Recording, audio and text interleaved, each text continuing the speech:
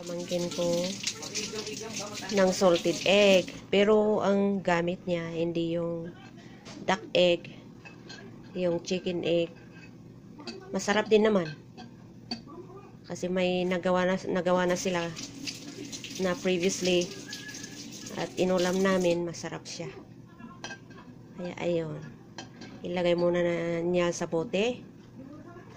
Then later on, she will pour out the salted water, boiled salted water.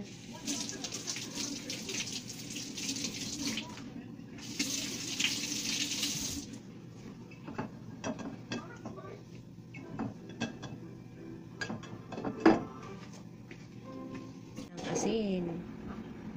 Tapos palamigin.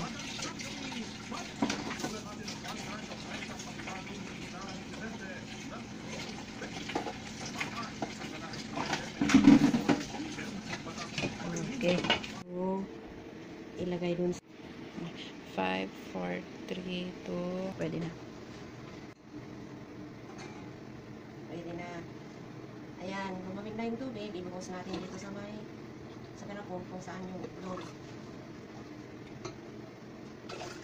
Ito ay recipe na asawa ng aking pamangkin, aking manugang. Then, kailangan yung itlog daw is fully submerged.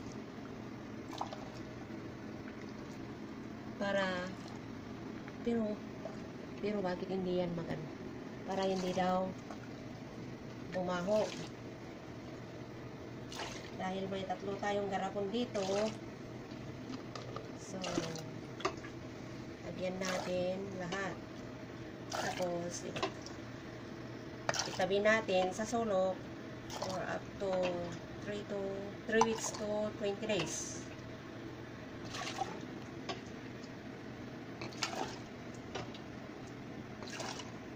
Ginawa namin para fully submerged kasi nagpo-float.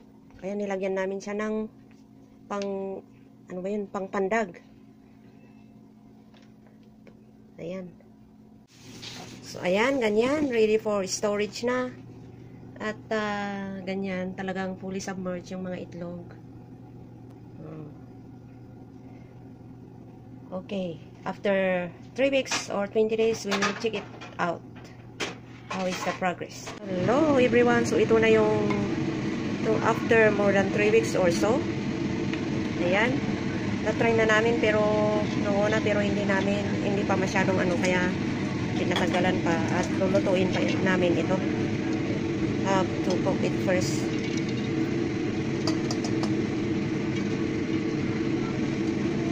So, lutuin ko yung 4.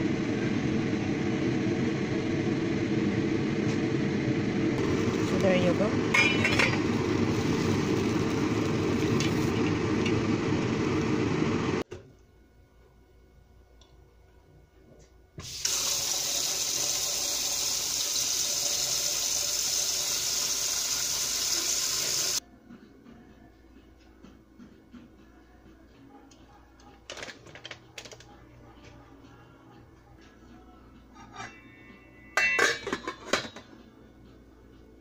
Ayan, ito yung kamatis na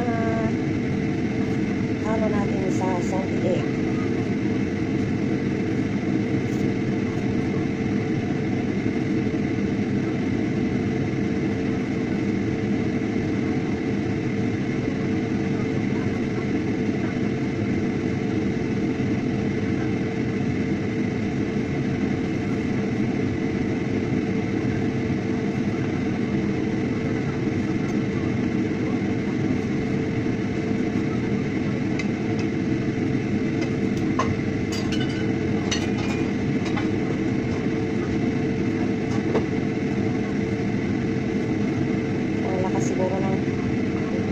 Ng exhaust fan.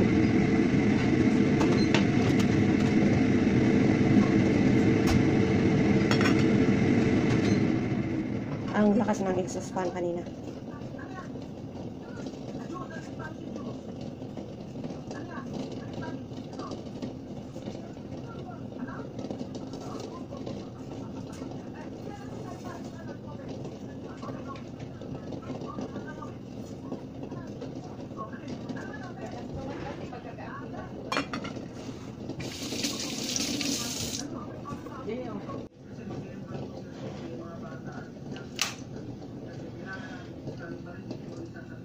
Luto na siguro.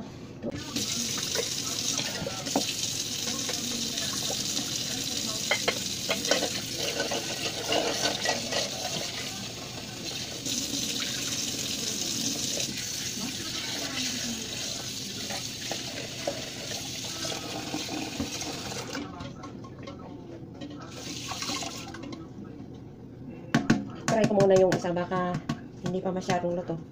So, I'm gonna try the other one.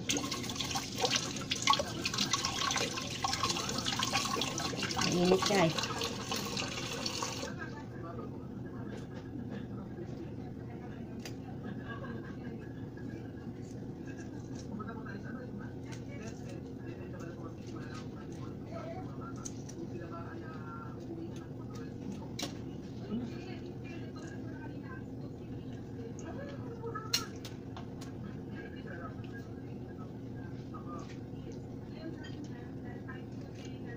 Okay lang siya kasi hindi siya masyadong maalat. Tamang-tama lang.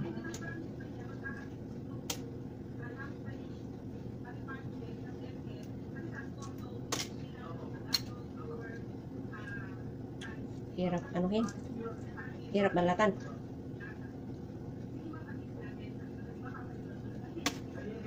Ang init. Init siya. Ay, luto na. Luto na pala siya.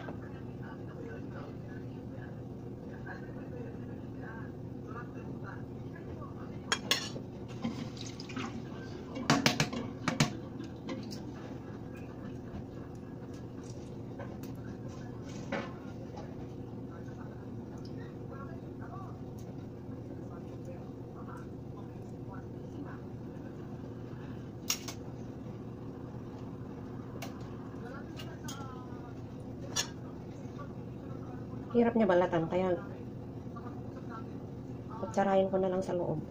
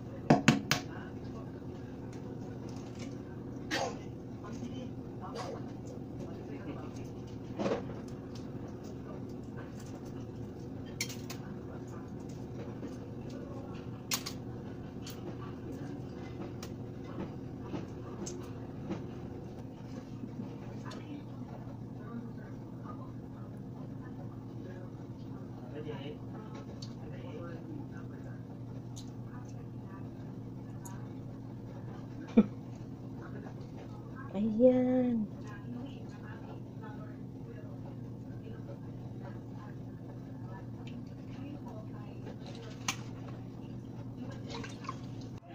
So, ayan na yung nagawa ko.